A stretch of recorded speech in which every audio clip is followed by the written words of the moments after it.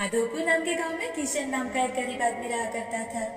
वो हर रोज सुबह अंडा बिरयानी बनाता और सुबह ही बेचने के लिए निकल जाता था। किशन गांव के बीचों बीच जाकर वहाँ एक साइकिल पर अपनी बिरयानी बेचने का सामान लगाता और वहीं पर बिरयानी बेचता था। किशन की बिरयानी का स्वाद बड़ा ही लाजवाब था। उसके हाथ की बिरयानी अगर किसी ने एक बार खाई तो लोगों को दूसरों के हाथों की बिरयानी पसंद ही नहीं आती थी। और तो और किशन अंडा बिरयानी बड़े ही कम दामों में बेचता था। उसके बिरयानी का रेट था सिर्फ और सिर्फ 50 रुपए प्लेट। 50 रुपए के हिसाब से किशन उस पर ज्यादा से ज्यादा 10 रुपए ही मुनाफा निकालता था। उसे पैसों का बिल्कुल भी लालच नहीं था, इसीलिए किशन सभी लोगों को बहुत ही कम दामों में बिरयानी बेचा करता था। ऐसे ही एक दिन गांव का एक आदमी राजू किशन से, अरे किशन भाई, तुम बड़े ही कम दामों में बिरयानी बेचते हो भाई। मुझे तो लगता है कि तुम्हें अपनी बिरयानी के दाम बढ़ाने चाहिए। अरे राजू भाई, आपने बिल्कुल सही कहा, मगर सोचो, हमारे जैसे गरीब मजदूर लोगों को अगर बिरयानी खानी है तो वो कैसे खाएंगे। इसीलिए मैं लाभ का ज्यादा अपेक्षा ना करते हुए अपनी बिरयानी बेचता हूँ। हाँ किशन भाई, ये तो बहुत ही अच्छी बात कही आपने। चलो, अब मुझे भी एक प्लेट बिरयानी दे दो। ये लो भाई। किशन राजू को बिरयानी देता है और अपने बाकी के कस्टमर को भी बिरयानी देने लगता है। तभी उसकी बिरयानी खाकर एक छोटी सी बच्ची किशन के पास आकर, अंकल, आपकी ये अंडा बिरयानी मुझे बहुत पसंद है। क्या आप मुझे एक और बिरयानी देंगे? घर पर मेरा भाई है ना, मैं उसे भी बिरयानी खिलाना चाहती हूँ। अरे गुड़िया, क्यों नहीं, ये लो एक प्लेट और बिरयानी, ये तुम अपने घर लेकर जाओ। लेकिन अंकल, मेरे पास तो अब पैसे ही नहीं है। अरे बिटिया, मैंने कब तुम्हें पैसे मांगे। ये बिरयानी तुम्हारे लिए मेरी तरफ से है। Thank you uncle. वेलकम गुड़िया। किशन हर रोज गाँव के बीचों बीच जाकर अपनी अंडा बिरयानी बेचा करता था। उस गांव के होटल वालों को किशन पर बहुत ज्यादा गुस्सा था, क्योंकि किशन अपनी अंडा बिरयानी सिर्फ और सिर्फ 50 रुपए प्लेट में बेचा करता था। और तो और उसमें स्वाद भी लाजवाब था, तो लोग बिरयानी खाने के लिए होटल में जाते ही नहीं थे। सबके सब किशन के पास से ही बिरयानी खरीदते थे। ये सब देखकर एक होटल वाले हरिया को बहुत ज्यादा गुस्सा आता है और वो अपने लोगों से, अरे ये किशन का बच्चा इतने सस्ते में बिरयानी कैसे बेचता है। इसकी बिरयानी बेचने से हमारे यहाँ कोई नहीं आता। अब हमें ग्राहक मिलना भी मुश्किल हो गया है। मालिक, इसका कुछ ना कुछ बंदोबस्त तो करना ही पड़ेगा, नहीं तो हमारा धंधा चौपट हो सकता है। हाँ, मैं भी वही सोच रहा हूँ। तुम एक काम करो, अपने कुछ आदमियों को लेकर उसके साइकिल के दुकान पर जाओ और उसका पूरा दुकान तहस नहस कर डालो। हाँ, ये अच्छा रहेगा मालिक। कुछ ही देर में हरिया के नौकर अपने साथ हॉकी स्टिक लेकर किशन की दुकान पर जाते हैं। इतने सारे लोग अपनी तरफ हॉकी स्टिक लेकर आते थे, किशन बहुत ज्यादा डर जाता है कि तभी सारे के सारे लोग आकर किशन से, क्या रे, तेरे को मस्ती चढ़ी है क्या, जो हमारे मालिक के होटल के मुकाबले में तू बिरयानी बेचता है। अबे ओए चपड़गंजू, तेरे को खुद की जिंदगी प्यारी नहीं क्या बे।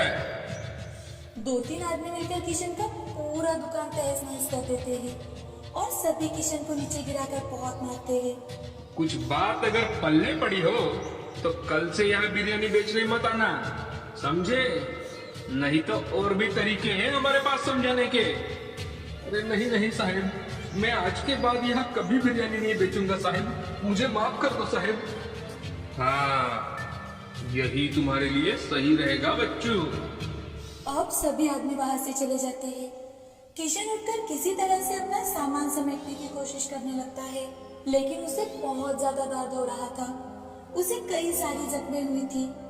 वो जैसे तैसे अपना सामान समेटकर घर चला जाता है। घर जाकर अपनी मलहम पट्टी करता है और खुद से, हे भगवान, मैंने लोगों को कम दाम में बिरयानी मिले इसलिए इतनी मेहनत की, मगर अच्छाई का तो जमाना ही नहीं रहा। अब से मैं बिरयानी कभी नहीं बेचूंगा। खुद से ऐसी बातें कर किशन थोड़ा सा खाना खाकर सो जाता है। 2-3 दिन आराम करने के बाद अब किशन मजदूरी का काम ढूंढने के लिए चला जाता है। उसे काम मिलते ही वो काम करने लगता है। बहुत थकावट वाला काम था, लेकिन फिर भी किशन वो काम मन लगाकर कर रहा था। किशन जहाँ पर काम करता था, एक दिन उस साइड का मालिक वहाँ पर आकर काम देख रहा था। उस दिन बहुत कड़ी धूप थी। अरे ये मुझे क्या हो रहा है? साइड के मालिक वहीं पर चक्कर आकर गिर जाते हैं। ये देख किशन जल्दी से उनके पास जाता है और उनके चेहरे पर पानी मारकर उन्हें होश में लाता है।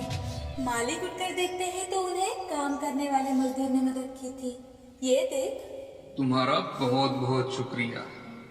आज मैंने कुछ खाना ही नहीं खाया था, ऊपर से ये तेज धूप, शायद इसीलिए मुझे चक्कर आ गए। मालिक, अगर आपको कोई एतराज ना हो तो आप कृपया मेरे घर चलिए। मेरा घर यहाँ नजदीक ही है। मैं मेरे हाथों से बनी बिरयानी आपको खिलाता हूँ। अच्छा चलो, मुझे भी बहुत भूख लगी है। किशन उन्हें अपने साथ लेकर अपने घर चला जाता है। घर जाकर मालिक को एक कुर्सी पर बैठने के लिए कहता है। तभी मालिक किशन से, क्या घर में तुम अकेले रहते हो? हाँ मालिक, घर में मैं अकेला ही रहता हूँ। आप थोड़ी देर आराम कीजिए, मैं जल्द ही आपके लिए बिरयानी बना कर लाता हूँ। ठीक है। वहाँ पर बैठे बैठे मालिक देख रहे थे कि किशन कैसे बिरयानी बनाता है। किशन अपना हाथ जल्दी जल्दी चलाकर एक स्वादिष्ट अंडा बिरयानी बनाता है और बड़े ही सुंदरता से पेश करते हुए मालिक को देता है। मालिक बिरयानी का एक निवाला खाते ही, अरे वाह भाई, ऐसी बिरयानी मैंने आज तक नहीं खाई। बहुत ही स्वादिष्ट बिरयानी बनाई है तुमने, लजीज। धन्यवाद मालिक। तुम्हारे हाथों में अगर इतना अच्छा स्वाद है तो तुम ऐसी बिरयानी बनाकर क्यों नहीं बेचते?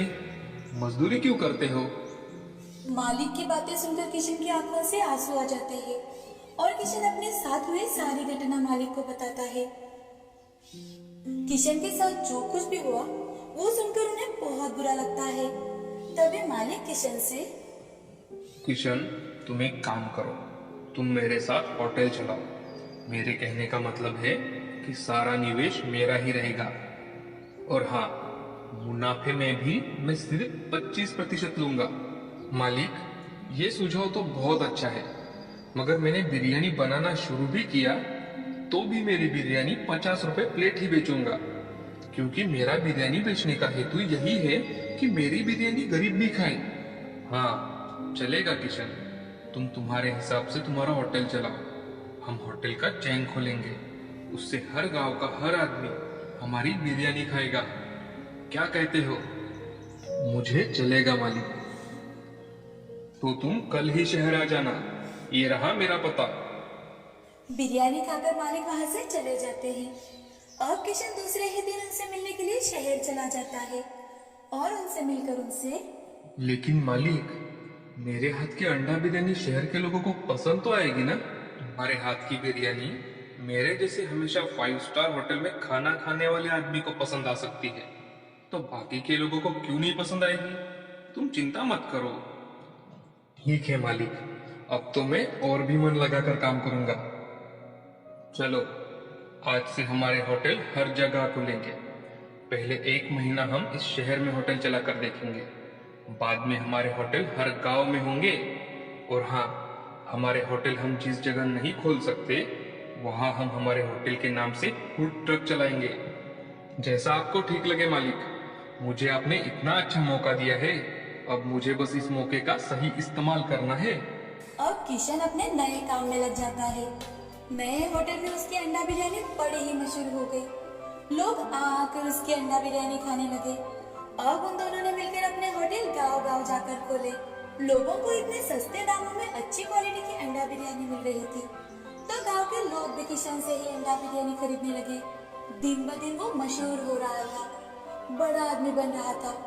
ऐसे ही एक दिन किशन अपने गांव में आता है और अपने बॉडीगार्ड के साथ गांव में उसी जगह जाता है जहां पर कुछ समय पहले उसे पीटने वाले लोग खड़े थे। किशन अपने बॉडीगार्ड से, इन्हें पानी मांगने तक मारो। इनको पता चलना चाहिए कि अगर कोई गरीब आदमी अपना व्यापार करना चाहता है तो उसे करने देना चाहिए। इनके जैसे लोगों की वजह से ही आम आदमी धंधा करने का सोच भी नहीं सकता।